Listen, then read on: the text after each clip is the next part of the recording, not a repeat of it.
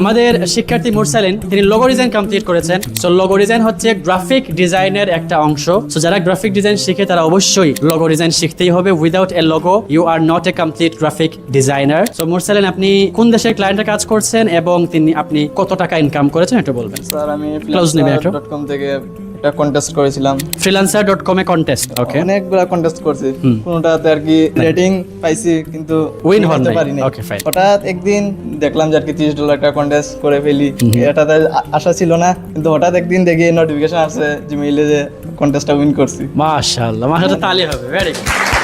সব থেকে ভালো লাগছে যে আমি নিজে একটা ইনকাম করতে পারছি। আলহামদুলিল্লাহ, আলহামদুলিল্লাহ। এখন পর্যন্ত টোটাল ইনকাম কত হয়েছে আপনার? লোকাল ক্লায়েন্টে কিছু কাজ করছিলাম প্রায় 5,000 টাকার মতো।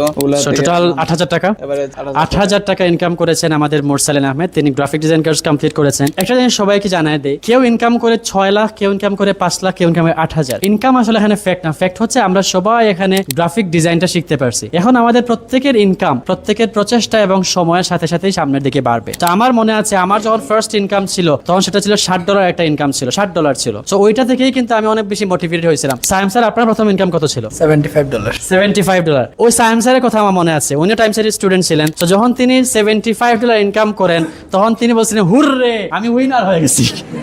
রাইট স্যার, এটা বলছে। নোমান স্যারের ইনকাম প্রথম কত ডলার ছিল? $60। $60। আপনি কি হুররে বলছিলেন? স্যার বলিনি, বাট অনেক খুশি হয়েছি। অনেক খুশি হয়েছিলেন। সো $30, $60 এটা কিন্তু আমাদের জীবনে অনেক স্মরণীয় হয়ে থাকবে, কারণ it was our first income. So মাশাআল্লাহ, মুরসালিন আমরা দোয়া করি। Thank you so much Mursalin, আপনি বসেন। Thank you.